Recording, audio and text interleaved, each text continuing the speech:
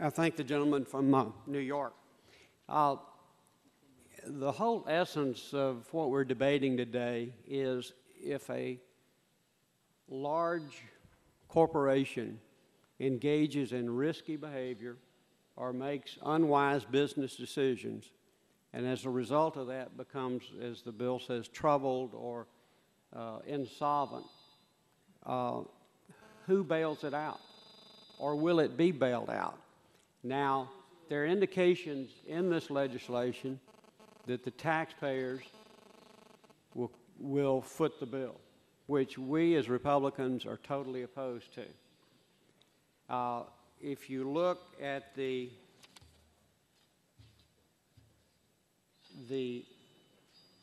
qualified receivership in the discussion draft, it gives the FDIC the right to take action as may be necessary to return a fund to solvency and to carry on the business of the covered financial company and preserve and conserve the assets of the troubled financial firm.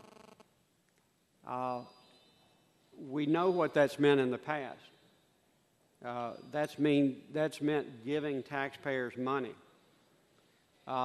We also see some indication of this by giving the Fed the right to overrule the other regulators and create sort of a super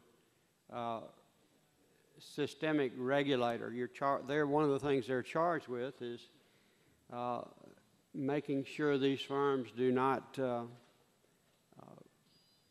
collapse and bring down or affect other companies.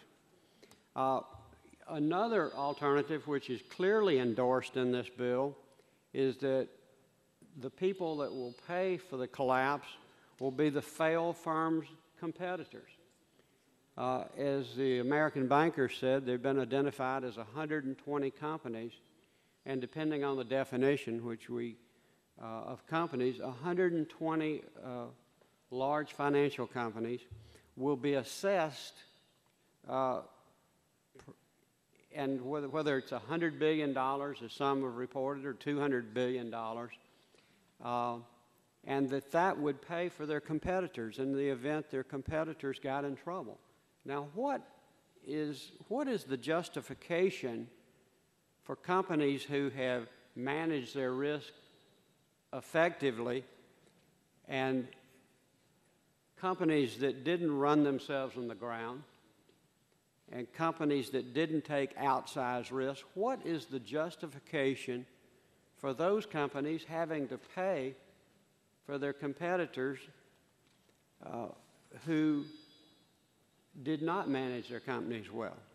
I see no justification for that. In fact, to me, that is the opposite of the American way of doing business, is for me to have to bail out my competitor.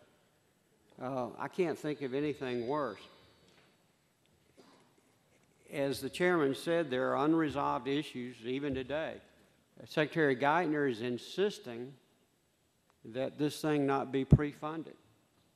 He said if it does, it will create moral hazard. That was what his testimony to the committee was. However, the chairman and others have indicated that we're... Gentleman's time has expired.